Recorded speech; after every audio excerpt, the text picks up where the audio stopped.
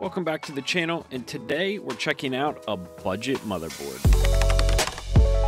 This is the Gigabyte Aorus Elite AX, and it's built around the B650 chipset, offering support for the latest AMD Ryzen CPUs, all in a micro ATX form factor. The B650 is the low to mid-range chipset, and it's focused on budget builds. The 12+2+1 VRM and MOSFETs have this beefy heatsink that's going to do plenty to cool the power delivery system. It has one 8-pin CPU connector right up here, and that's going to provide power to the CPU. And while you can overclock on this board, it's definitely not going to be designed to push the highest end AMD CPUs to their absolute limits. For GPUs, this board has one PCI Gen 4 X16 slot, and for the storage, there's going to be one PCI 5.0 X4 M.2 slot and one PCI 4.0 X4 M.2 slot. And in addition, it has four SATA 6GB per second connectors for 2.5 or 3.5 inch drives. There's an additional PCI 4.0 X4 slot on the bottom for additional PCI Express add-in cards. The board also supports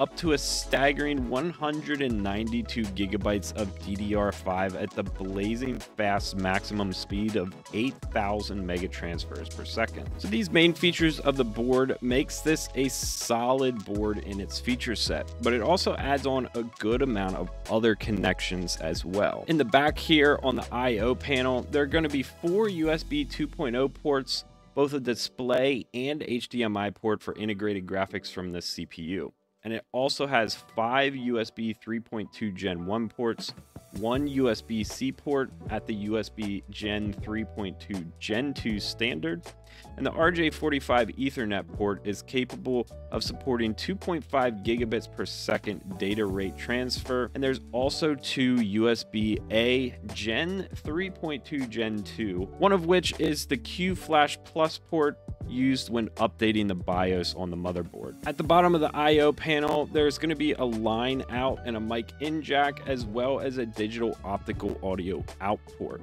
And at the top, it's going to have two ports for the included antenna that supports the Wi-Fi and Bluetooth systems that are built into the motherboard. The board also has plenty of fan connectors in the form of a CPU fan header and three other system fan headers. In addition, there's going to be two water cooling headers that can be used for AIOs or more fans, and these come in the form of a CPU optional header and another 4-pin system fan pump header. Now, each of these headers runs at 2 amps with a maximum output of 24 watts. The board also features two addressable LED headers that can support up to 1,000 LEDs each, which runs at 5 amps and 5 volts. It also has a CPU LED strip header that can support 2 meters of LEDs at 2 amps and 12 volts. An additional two LED strip headers supporting 2 meters of LEDs running at 2 amps and 12 volts wrap up the lighting support on the board. The front panel connector also supports your standard front panel connections,